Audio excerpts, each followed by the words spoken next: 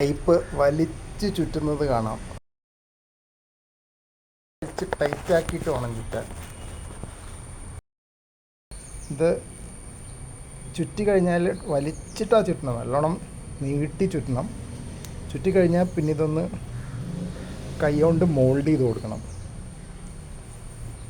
ഇത് self healing, പിന്നെ പശയൊന്നുമില്ലാതെ താനെ ഒട്ടിപ്പിടിക്കുന്നതാണെന്നാണ് പറയണത്.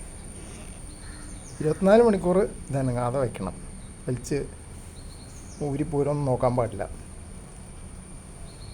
ഒരു പ്രത്യേകതരം സിലിക്കോൺ ടൈപ്പ് എന്നാണ് പറയണത്. മുമ്പ് ഞാൻ സോളാർ പാനലിൻ്റെ കണക്ഷൻ ഇത് ഉപയോഗിച്ചിട്ടുണ്ട്. കണക്ടർ കേടായപ്പോൾ അത് മുറിച്ച് കളഞ്ഞിട്ട് നേരിട്ട് വയർ യോജിപ്പിച്ചിട്ട് ഇൻസുലേഷന് വേണ്ടിയിട്ട്, വാട്ടർ പ്രൂഫിങ്ങിന് വേണ്ടിയിട്ട് ഇത് ചുറ്റി കൊടുത്തു. അതുതന്നെയാണ് ഇപ്പോൾ ഇവിടെയും ചെയ്യുന്നത്. ഞാൻ ഈ പൈപ്പും ഒരേ സൈസാണെന്ന് വിചാരിച്ചിരുന്നത്. അപ്പോൾ അതിന് കണക്ടറിട്ട് കണക്ട് ചെയ്യാൻ നോക്കിയപ്പോൾ ഇത് കുറച്ച് ചെറുതാണ്. ഇത് 5 പൈപ്പ് എന്ന് പറഞ്ഞ് വാങ്ങിച്ചാണ്. ഇത് 16 mm എന്ന് പറഞ്ഞാണ്.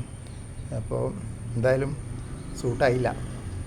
അപ്പോൾ ഈ പൈപ്പ് ഇതിനുള്ളിലേക്ക് കയറ്റി വെച്ചു.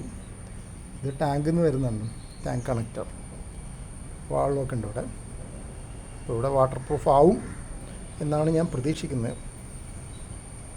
പൈപ്പ് ഒടിക്കാതെ പതുക്കെ വളച്ച് 15 മീറ്റർ 16 mm പൈപ്പ് ഇങ്ങനെ പല സ്ഥലത്തും സപ്പോർട്ട് കൊടുത്തിട്ട് ഇങ്ങനെ കൊണ്ടുവന്നു. അപ്പോൾ എൻ്റെ തോട്ടത്തിൻ്റെ ഒരു ഭാഗമായി. ഇതിപ്പോൾ ഒരു മുന്തിരിവള്ളിയുടെ മുകളിലാണ് കെട്ടി വെച്ചിരിക്കുന്നത്. എന്നിട്ട് അവിടെ ഒരു ടാപ്പുള്ളൊരു അഡാപ്റ്റർ, വാൾവുള്ളൊരു അഡാപ്റ്ററും ഫിറ്റ് ചെയ്തു.